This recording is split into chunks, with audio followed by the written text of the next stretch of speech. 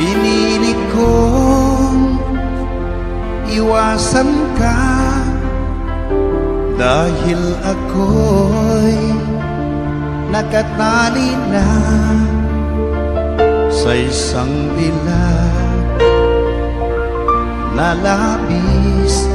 Minahal ko ng tapat at hindi magbabago kailan pa man. Ngunit habang tumatagal, sa'kin lalo kang napamahal. Ang puso ko'y nalilito dahil sa naramdaman.